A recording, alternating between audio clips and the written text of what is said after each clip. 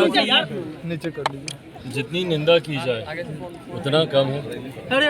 महिला दिवस के दिन, अंतर्राष्ट्रीय महिला दिवस के दिन जन्मी एक बच्ची के साथ इस तरीके की घटना हो, जो पढ़ने में इच्छुक हो, जो समाज में जो कुरीतियाँ चल रही हैं, अभी इतनी सी उम्र में वो लड़की उन तमाम कुरीतियों के खिलाफ संघर्ष लड़ रही हो, जो लड़का लड़की में कोई फर्क ना रख रही हो, जो आगे बढ़ने का प्रयास कर रही हो, एक शिक्षक परिवार से आती हो, उनके पिताजी जिस तरीके से शिक्षक हैं, उनके परिवार से वो लड़की आती है। और सबसे पहले तो मैं प्रणाम करूंगा उनके पिताजी को भी, जिन्होंने बेटा बेटी में कोई फ़र्क नहीं समझा, अपनी बेटी को भी उसी तरीके की सुविधाएं, उसी तरीके की शिक्षा, उसी तरीके का पालन पोषण देने का उन्होंने प्रयास किया।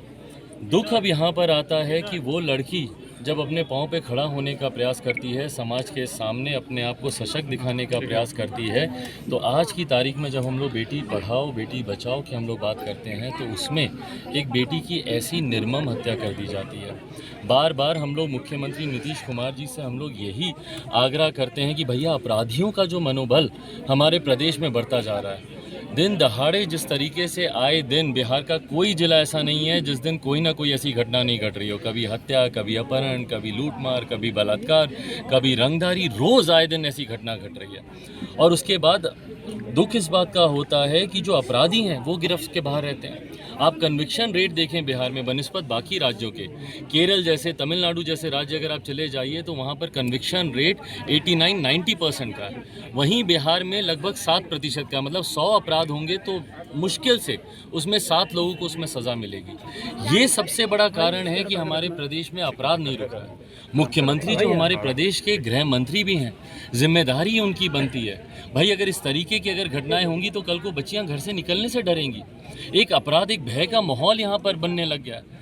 वापस से बार बार जो वो डर दिखाते हैं कि भैया पूछो जाके अपने बाप दादा से कि पहले क्या होता था। भाई नहीं पूछना हमको किसी से। हम आज देख रहे हैं कि आज हमारे प्रदेश में क्या हो रहा है। आए दिन हत्या हो रही है। एक मासूम बच्ची की अगर इतनी निर्ममता से हत्या की जा सकती है, उनके पिताजी ने बताया कि शरीर का कोई ऐसा अंग नहीं है जो टूटा फूटा नहीं है।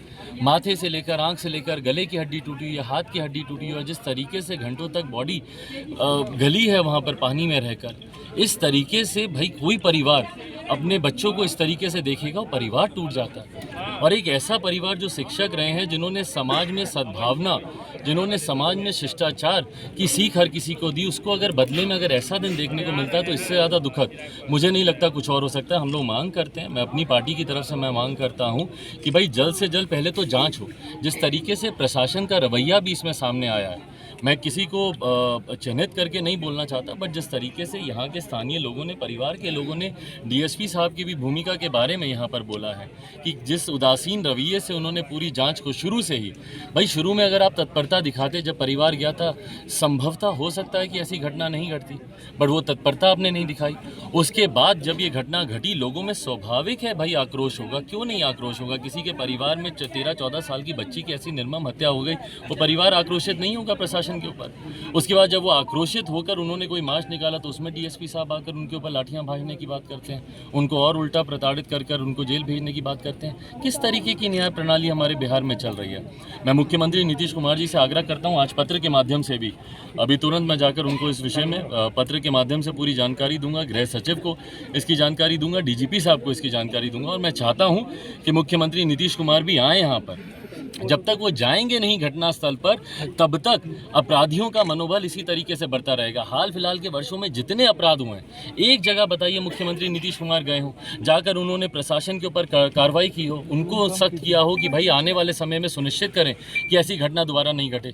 किसी पीड़ित परिवार से मुख्यमंत्री मिलना नहीं चाहते, तो मैं चाहता हूँ कि मुख्यमंत्री आए, सुनिश्चित करें कि स्पीडी ट्रायल हो, और जो भी दोषी हो, मैं ये आग्रह करूंगा कि अब उनको सज़ा मिलनी ज़रूरी है। जब तक सज़ा नहीं मिलेगी, प्रदेश में अपराधियों का मनोबल इसी तरीके से बढ़ता रहेगा।